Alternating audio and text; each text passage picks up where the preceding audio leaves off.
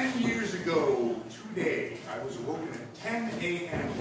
by a phone call. Before you get all bad shape, I had been working overnight at a local radio station, had been for about 5 years. I was sound asleep and had planned to slumber away in the afternoon, but this ringing from somewhere in the back of my head just kept ringing. Did you ever get to the part of a dream where you're about to meet the one person who can help you? You're about to meet God, and then something happens to suddenly wake you? This was that phone call. So in my groggy state, I answered it with a rudely spoken, "What?" "Hi, Daddy," my daughter said. "Hi, you sweet pea," I responded, my tone now one of concern. "Everything okay? How's Florida?" She was supposed to be with her boyfriend at his grandfather's funeral. "Everything's fine," she said. "We're fine. We're in New Orleans." And then she continued without pausing for breath. "We got married!"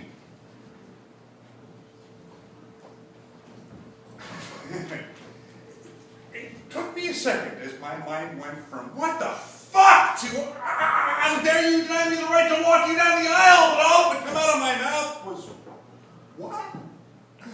We got married. James and I are married." Before I could reply with a "What the fuck? Or you're only 19. Wait until you get home," she went on to explain that her and her now husband, who, by the way, I had had the opportunity to meet exactly once before they decided to get married on a whim on the beach, thought that it was important for his grandmother to have a moment of joy by watching her grandson get married. And when she had finished, all that I could muster out of my tired, fog-filled thoughts, "Wait until you get home, I will have that marriage annulled so fast," mine was, "Oh, good," in a desire to blame her mother. This boy and I, we had nothing in common. I mean, he had a full beard. He loved tattoos. He spent entirely too much time playing video games. What she saw in him was beyond my comprehension. I was told later that on the day that he met her, he told his mother that that was the girl that he was going to marry. Well, I was promised a reception on the phone that day. It never happened. Until today.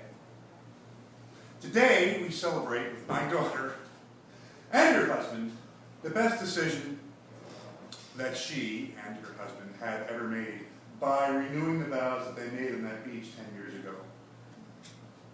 And despite my early trepidations, I couldn't be prouder of my daughter and her choice of the man that she is going to spend the rest of her life with. So, to Molly and James, happy 10th anniversary. And may we be doing this again in 20 years, in 30 years, and for the rest of your lives.